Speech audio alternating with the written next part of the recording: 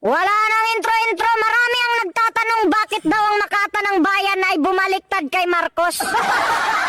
Idati daw tagapagtanggol naman daw ako kay BBM sa lahat ng nambabatikos. Marami ang umiyak kasi grabe daw ako magtanggol noon, pero ngayon iniwan ko na si Marcos.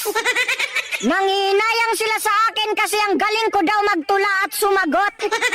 Lahat daw ng tinitira ko ay tumino at natatakot. Kapag naririnig daw nila ang Makata ko, yung buhay nila ay parang nalalagot. Sa lahat ng mga nagtatanong, ito na ang aking sagot. Bilang Makata ng Bayan, ang ipinagtatanggol ko ay ang tunay na may malasakit sa inang bayan. Mahal na Pangulo, ipinagtatanggol kita noon kasi sabi mo nung eleksyon, mabuhay ang Pilipinas. Pero ano ang nangyari ngayon? Namatay sila sa gutom. Namatay sila sa gutom. Sinasabi mo sabay-sabay tayong babangon. E ano ang nangyari ngayon? Gumagapang sa gutom, hindi na makabangon. Tapos yung mga tauhan ni BBM panay sira kay Duterte, yung bigas nga hindi may balik sa porte. BBM, nangangarap ka ng unity, tapos i-demolish mo ang lahat ng supporters ni Duterte. Gusto mo ng pagkakaisa pero sa kaliwa ka kumampi. Tapos sa mga grupo ni Duterte, hindi ka man lang naglagay ng kabinete. Yung mga tauhan mo na sumisira sa'yo, hindi mo kayang kontrahin. Sinasabi na ni Duterte na hindi kami nagsasalita para ikaw ay pabagsakin. Kundi binibigyan ka lang namin ng patnubay para ang ginagawa mo ay iyong ayusin. Kung masakit sa inyo na banata ng Pangulo, mas masakit sa amin. Kasi kami ang grabe magtanggol at manalangin. Mga loyalis, wag nyo kaming gawing sinungaling. Matuto kayong umamin na dahil sa pagkonsinti ninyo si BBM ay malapit na mahulog sa bangin. O si Tatay Duterte kapag binatikos ni Lini ay kanyang kakaibiganin. Pero kapag ikaw ang binatikos, gaganti ng palihim. Yung ICC daw ay hindi papasukin. Pero ngayon, biglang nagiba ang ihip ng hangin. Pagsabi ng terorista na ang ICC ay papasukin, aba, pinapasok mo din. Ganyan ka pala kamasunurin.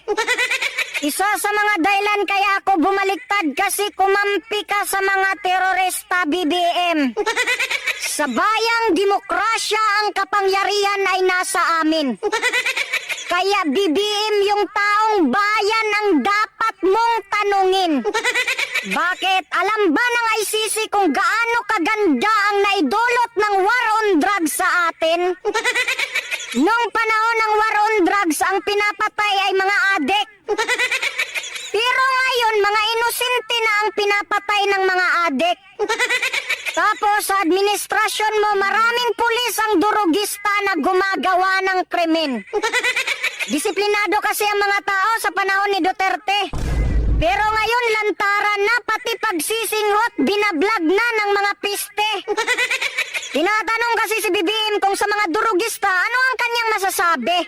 Tapos ang sagot niya, sige, tuloy nyo lang ang ginagawa nyo, ano ka, sa adik ka naman kumampi? Saka ikaw, BBM, huwag kang mapikon kay Duterte kasi hindi naman sinabi ni Tatay Duterte na nagpulboron ka. Ang sabi niya, bangag ka. Ang ibig sabihin ng bangag, ito ay ekspresyon ng mga Bisaya para sa mga taong palpak ang pag-iisip. Kasi nakikita niya sa'yo na ang sinasabi mo ngayon, bukas kinalimutan na. At isa pa, BBM, kaya kita iniwan kasi yung mga vlogger mo grabe manira. Sabi ko naman sa'yo, BBM, pitikin mo yung bunganga ng mga vlogger mo. Pero hindi mo kayang pitikin. Na pag ako nagalit, kumus-kumusin ko ang bunganga nila. Alam mo yung kumus-kumusin? Ganyan, no? Ganyan! Mga minamahal kong kababayan, ipagdasal natin ang ating mahal na Pangulo naway magtagumpay sila sa kanilang pakikipaglaban laban sa mga kawatan.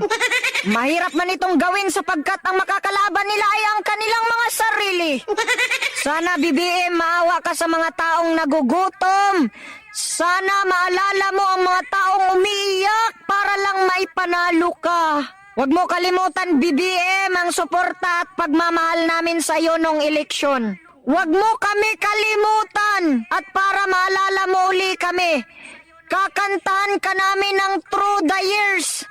I can't remember when you weren't there, when I didn't care for anyone but you.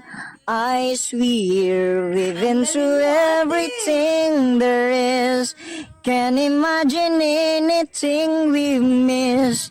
Can't imagine anything that you've